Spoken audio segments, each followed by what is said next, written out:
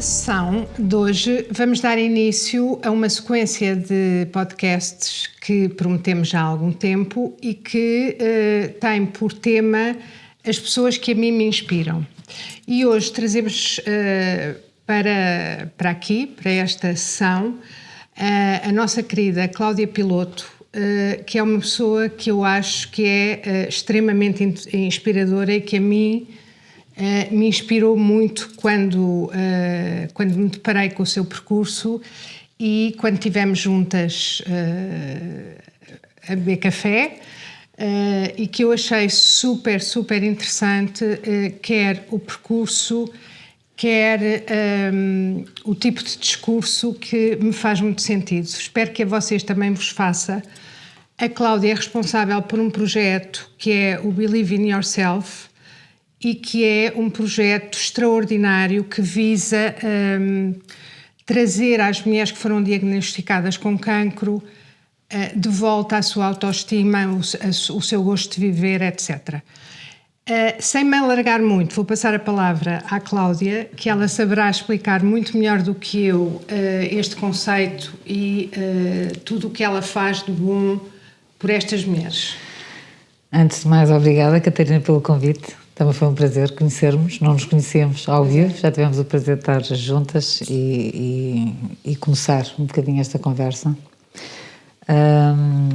Eu, antes de mais, quero dizer que para mim é um privilégio, apesar de o Believe in Yourself é um projeto que na verdade só trabalha com mulheres em início de processos oncológicos. E isto traz logo assim um peso associado a quem vê de fora. Hoje em dia menos, porque são 10 anos já a trabalhar nesta área, portanto é natural e eu tive que me posicionar, porque na verdade eu venho de uma família muito ligada a todo um conceito de imagem, que foi de facto uma escola extraordinária para mim, na área mais criativa, que eu continuo naturalmente. Aliás, esse é o tema, as pessoas procuram, na realidade, porque querem manter a sua imagem.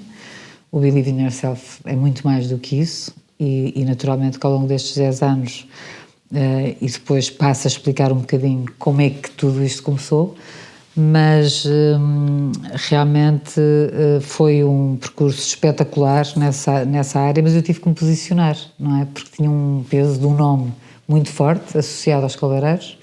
E, portanto... E podia ter tido uma vida super facilitada, certo? Sim, e de alguma forma tive, do ponto de vista financeiro, tive algumas facilidades. Mas mesmo ao nível do seu percurso, quer dizer, eu suponho que a Cláudia poderia ter escolhido um percurso muito mais fácil. Quando eu digo fácil, é aquilo que as pessoas acham normalmente fácil, não é? Podia ter trabalhado com a sua mãe, suponho eu, num projeto mais... Sim, mas a grande questão é essa, é que nem tudo o que parece fácil é, não é? Aliás, eu acho que o que nós vivemos hoje em dia no mundo as pessoas já começam a ter um bocadinho a noção.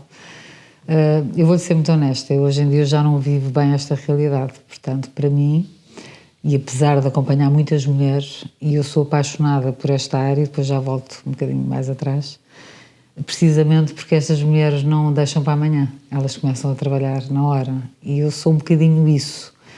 O meu percurso não foi fácil, foi duro no sentido em que eu lembro-me desde muito miúda que eu queria muito sentir o que é que vim cá fazer e quem eu era. E isto era muito difícil de explicar. Encontrar um propósito. Encontrar um propósito, eu ainda não sabia se era isso que eu queria, eu nem chamava propósito e não, eu nem sabia o que era o propósito. O que eu sabia era que eu não sentia. E portanto, quando uma adolescente, ainda miúda, nem sei se adolescente, diz que não sente, e naturalmente depois apresenta alguns aspectos mais rebeldes, não é? Porque de insatisfação perante algumas coisas. Eu lembro-me, a minha mãe na altura dizia-me que eu era uma insatisfeita por natureza, porque eu lembro-me de dizer muitas vezes que eu não sentia, e eu queria perceber. Eu entendia várias coisas. Primeiro, eu tinha já um gosto, uma criatividade grande, eu olhava para as coisas de outra maneira. E a criatividade não tinha nada a ver com os cabelos, tinha a ver, de um modo geral, com tudo. Eu via assim, como qualquer criativo vê, não é? Via as coisas a outra dimensão. Só que, na verdade, trabalhei alguns anos com a minha mãe e foram anos extraordinários. A minha mãe é uma pessoa extraordinária e, em termos de ética e de formação, eles de facto foram assim umas referências, foram e são. Mas não era exatamente aquilo que eu queria e, portanto, os pais depois acabam por nos ver a dar continuidade ao que eles fizeram e muito bem, sob o ponto de vista deles, não é? Mas eu dizia muitas vezes à minha mãe, não é isto que eu quero, isto é muito superficial, para aquilo que eu vejo é muito superficial. E eu acredito que na altura, até para ela, podia chocá-la, para já, porque naturalmente é assim, hoje em dia sou uma mulher adulta e com muito trabalho feito, portanto é natural que nós não saibamos dizer as coisas da melhor forma e portanto isto é um ataque aos pais. E há 30 anos, suponho que seja mais ou menos isso, sim, estávamos sim. noutra realidade completamente diferente. E portanto, nós ainda termos essa pretensão de falarmos dos nossos pais de qualquer forma, porque não sabemos melhor, não é? Mas é a forma que sabemos explicar. E então era a forma que eu dizia, isto é muito superficial para aquilo que eu quero. Porque cabeleireiro puro e duro era uma coisa que eu nunca trabalharia na vida, se eu não tivesse nascido nesta família. Porque é uma coisa que não me diz rigorosamente nada. O conceito de cabeleireiro em si, apesar de que eu acho e sei, os meus pais estão posicionados, a minha mãe, eu digo os meus pais porque eles trabalharam toda a vida juntos, mas a minha mãe posicionou-se, realmente já se destacou e eu hoje vejo muito parecida com ela. É impressionante como é que damos voltas para criarmos o nosso lugar e depois reencontramos. Depois vamos tirar aquele sítio. Exatamente. Mas na verdade eu via exatamente isso. Eu quando pegava numa mulher e o que eu fazia lá era trabalhar num conceito de criar a melhor imagem, a melhor versão daquela mulher, eu já olhava como olho para a Catarina e eu consigo ver. Pois tem que me dizer. Mas está lindamente. Mas podemos sempre melhorar, não é? Isso. Sempre.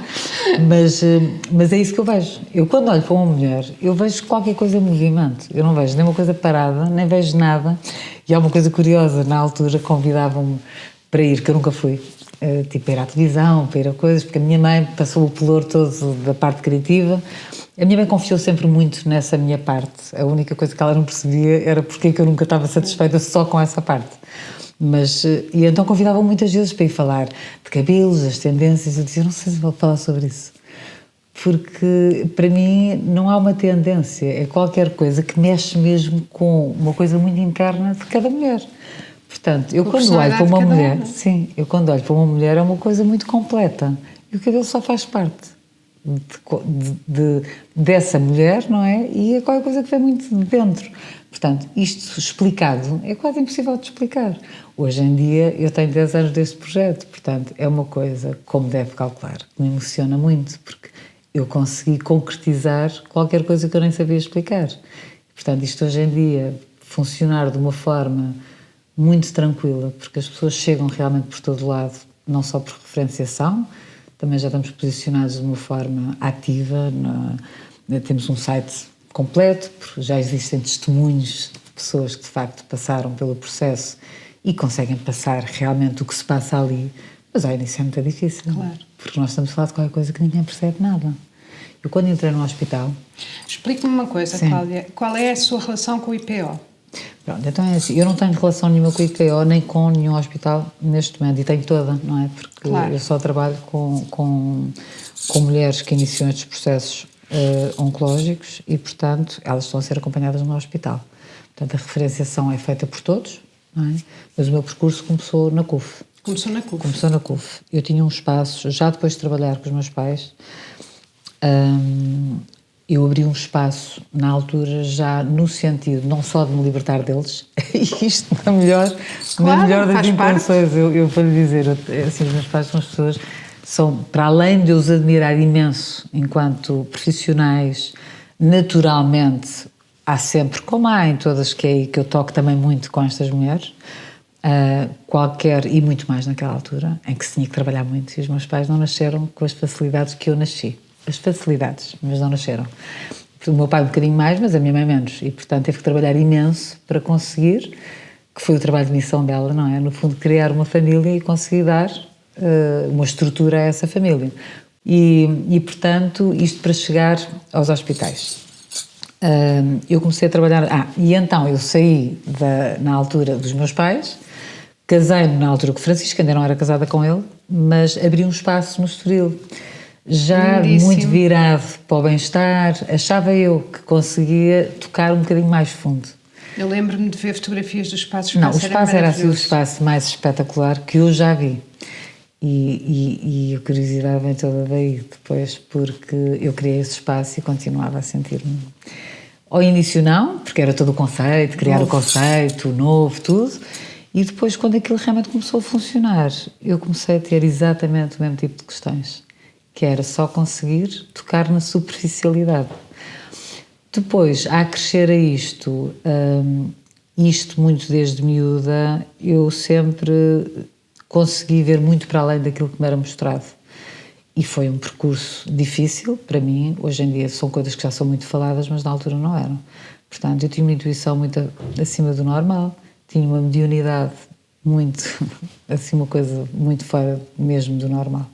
Eu olhava para as pessoas e eu conseguia perceber coisas que elas não diziam. Portanto, era olhar muito para dentro. Eu não olhava, só que eu percebia. E, portanto, viver, sentir. E isso é muito o trabalho que eu faço com estas mulheres. É começarem a fazer o trabalho delas através do sentir delas, não é do meu, é do delas. É uma coisa que as pessoas não estão muito em contacto. E é muito difícil para as pessoas arrancarem através desse ponto de partida, que elas não sabem qual é. Por isso é que é um trabalho tão especial e tão único.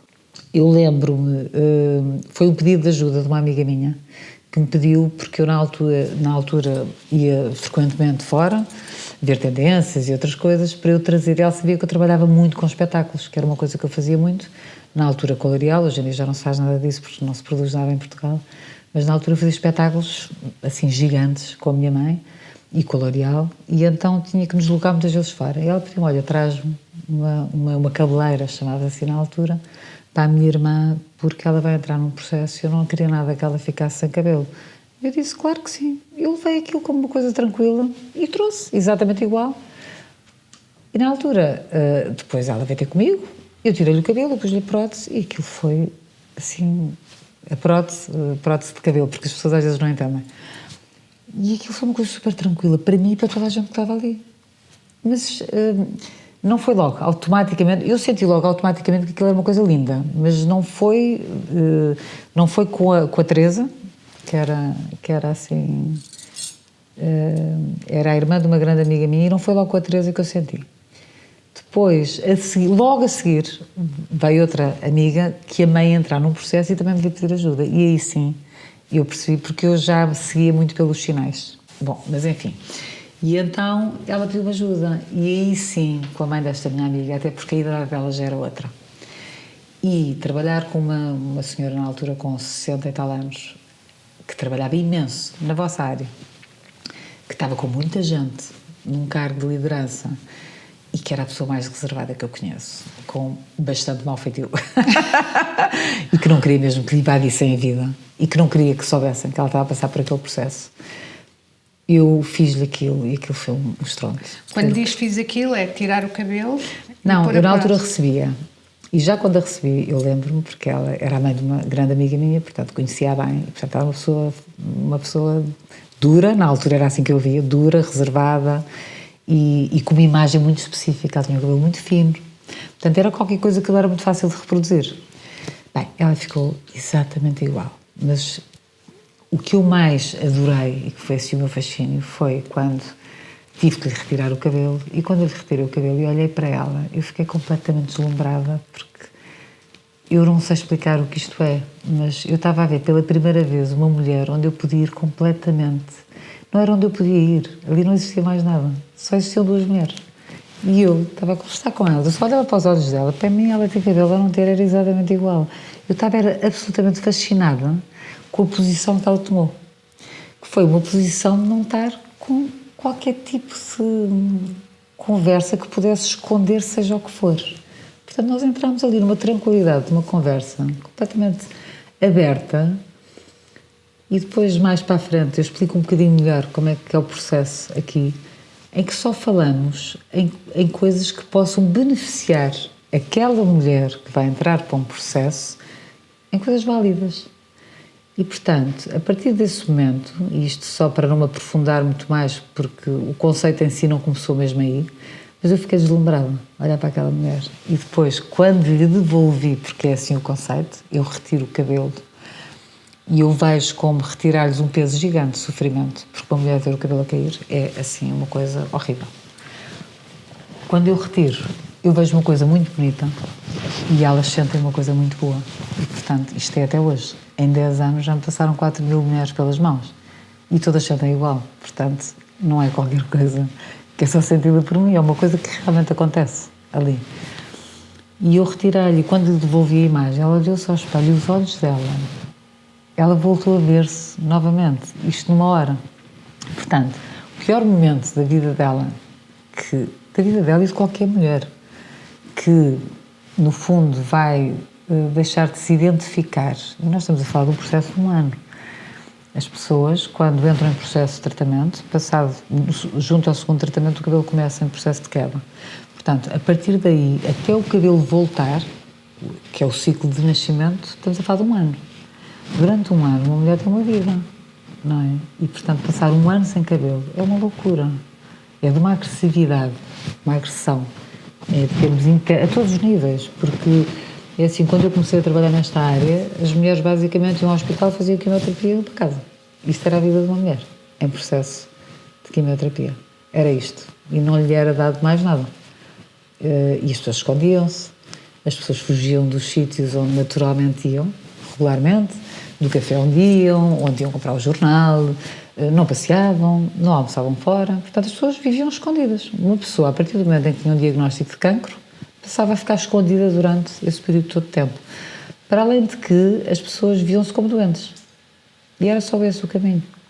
A cura estava na parte científica, não é? Mas não existia mais nada, para além disto. E isto foi quando eu iniciei nos hospitais, foi isto que eu encontrei.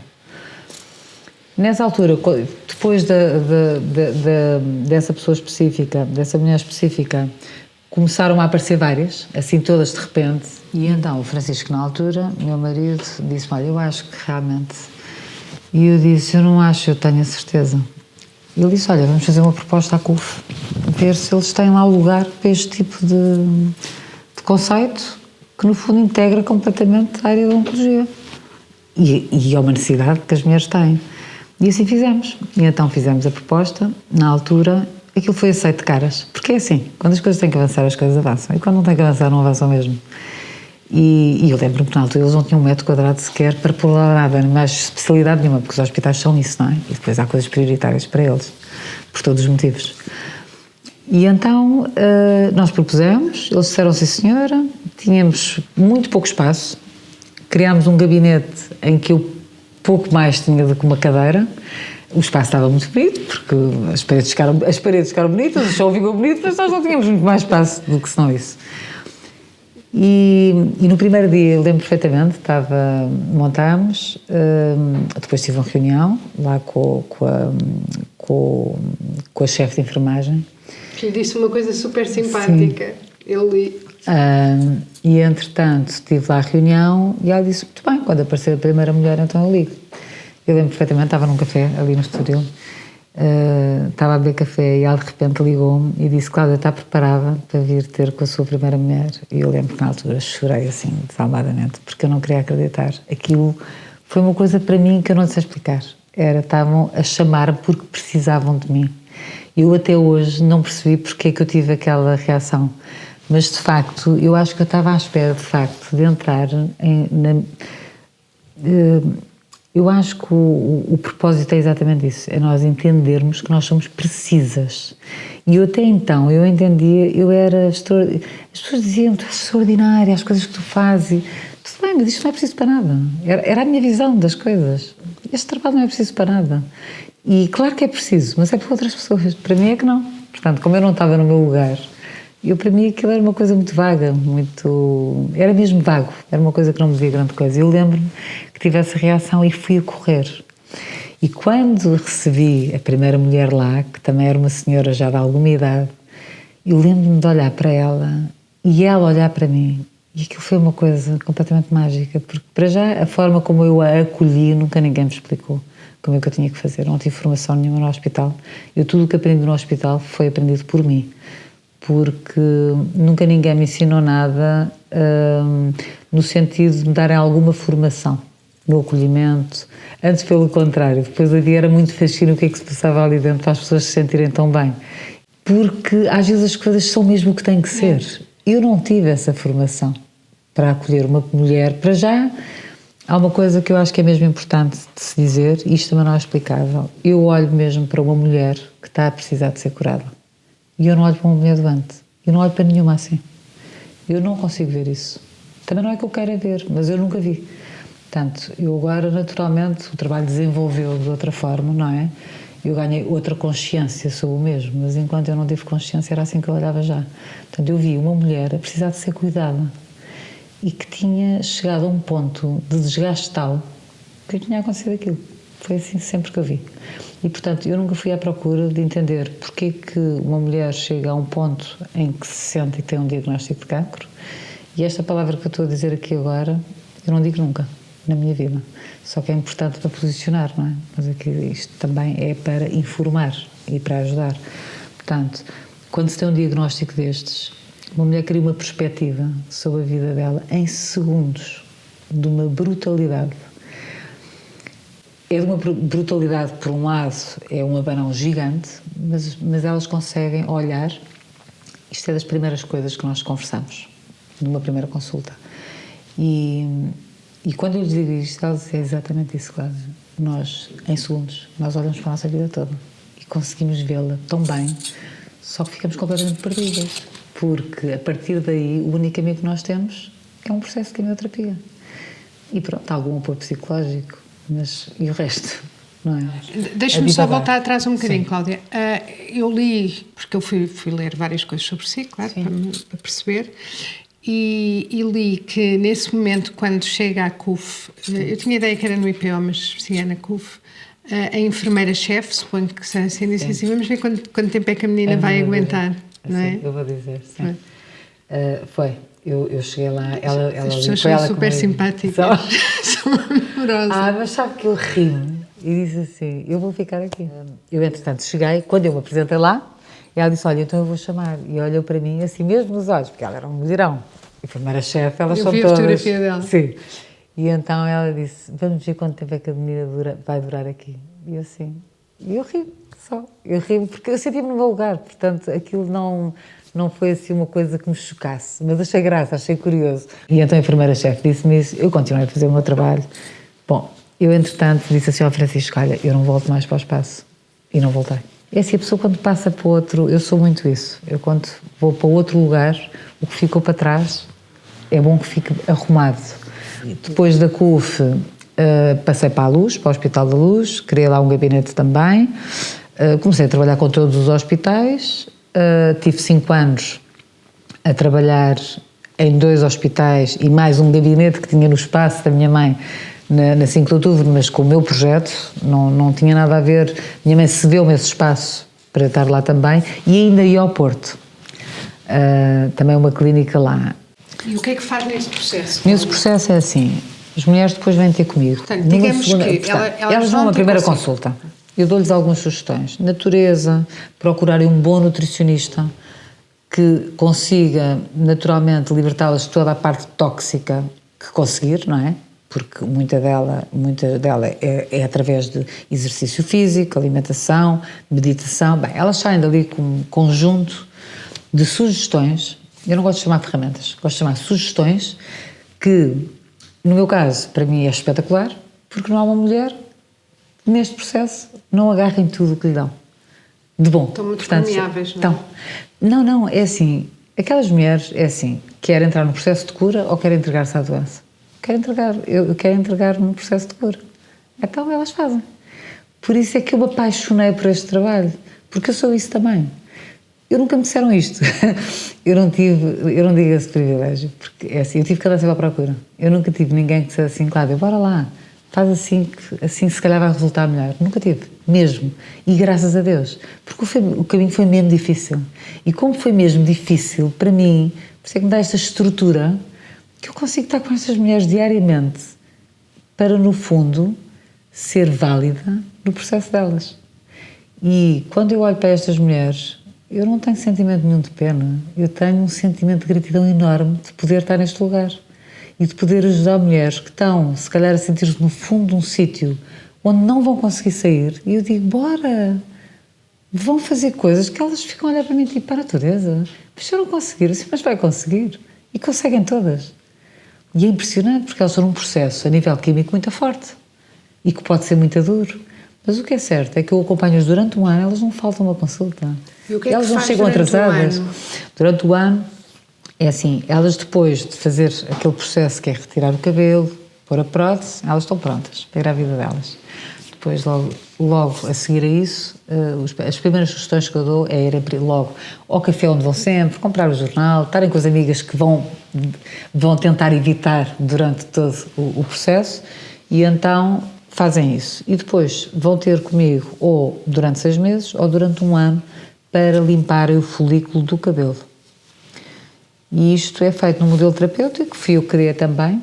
Basicamente aquilo é uma pasta, é um manipulado que faz o que tem que fazer, não é? Que limpa a parte química que é dada ao organismo. Não foi criado por mim. É um composto que existe, de um laboratório, não é? Mas que só eu é que faço isso cá. Na altura foi validado pelo Dr. Miguel Correia, porque eu estava na CUF, não é? E portanto aquilo trabalhar em oncologia é todo uma logista, as coisas têm que estar bem. Ele teve que se experimentar e teve que ver toda a composição do manipulado para que se pudesse usar. De qualquer forma, aquilo é uma pasta que vai à cabeça e eu só trabalho com mulheres sem cabelo. O que se vê, não é? O que as pessoas têm, no fundo, veem é cabelo, não é? Porque é o que aparece. Tudo o que se vive dentro do nosso projeto, dentro do nosso espaço, as mulheres, quando chegam, tiram a prótese e quando saem, põem a prótese. Portanto, eu trabalho com as mulheres sempre sem nada. O meu trabalho é assim. Portanto, a pasta é posta na cabeça, não é? É um manipulado em pó, que é misturado, depois põe-se uma pasta, e depois eu deito-as e elas ficam com uma meditação específica, ficam ali em relaxamento profundo, com os óleos essenciais, eu deito-as, assim num sítio que eu as vejo assim como uns bebés, elas não têm cabelo, não é? Estão todas tapadas, todas protegidas. Eu costumo dizer, eu ponho-as a dormir, mas é que ponho mesmo. O cabelo só cai porque é um efeito secundário da quimioterapia. Mas as coisas todas ligam. E foi isto que eu vi desde o primeiro dia. As coisas ligam mesmo. Porque depois, quando o cabelo começa a nascer, elas entram noutro processo da vida delas. Elas nunca mais são as mesmas mulheres. Elas são mulheres. É assim, a tranquilidade que se vive ali dentro é uma coisa inexplicável. Nós vivemos ali eu vivo com as mulheres mais motivadas que eu conheço. Ali não se fala de dramas, não há dramas associados a coisas pequenas. Dá uma dimensão completamente diferente à vida. É isso que às vezes as pessoas não entendem, é que não tem a ver com dinheiro, tem a ver com outras coisas. Mas não tem mesmo. É assim, nós depois, isto são temas que não acabam, nunca. E não há forma. Então quando uma pessoa entra num trabalho que é realmente um trabalho de propósito, é claro que se costuma dizer que, naturalmente, quando uma pessoa entra no propósito, é porque teve que fazer muito trabalho, de muita dor e de muita cura, para conseguir ajudar outras pessoas, porque só não há forma. A pessoa vai dizer o quê? Não é? Eu não posso olhar para uma mulher assim e vê-la entrar num processo de cura se eu não tivesse estado em lugares de muita dor e muito perdida sem saber para onde ir. Por isso é que a pessoa consegue conduzir as pessoas de outra maneira. E mais, criar não só empatia como compaixão. Mas compaixão não é pena. Compaixão é entendermos que ali existe um ser humano que precisa de ajuda e que nós estamos lá para ajudar. Não é? E não é estarmos 24 horas disponíveis, é darmos tudo aquilo que nós conseguirmos dar para que aquela pessoa consiga fazer o caminho dela. É só isso. Cláudia, muito, muito obrigada por ter aceito este convite. Foi super intenso, tocante, porque este é um tema que infelizmente toca a muita gente, não é? E como a Cláudia dizia há pouco, toca a muitas famílias e às vezes é transformador nesse sentido. Portanto, muito obrigada. Espero que as pessoas gostem daquilo que, tanto pelo menos quanto eu gostei. Obrigada eu, Catarina, e espero poder ter contribuído de alguma forma para dar esperança a todas as famílias que estas questões lhes batam à porta e que entendam que existe um caminho para além daquilo que elas possam ver. Nós vamos deixar, depois vamos partilhar os seus contactos para quem necessitar contactá-la, porque eu sinto que pode mesmo ajudar muita gente. Está bem? Muito obrigada. Obrigada. Obrigada.